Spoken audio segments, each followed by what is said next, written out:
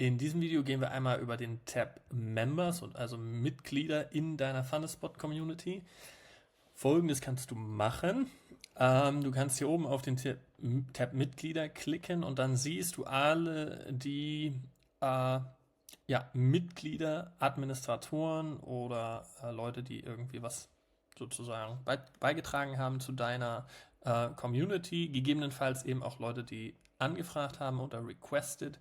Leute, die du gebannt hast, also ausgeschlossen hast, oder entsprechend Leute, die du hinzugefügt hast bzw. eingeladen hast zur Community oder daran teilzunehmen.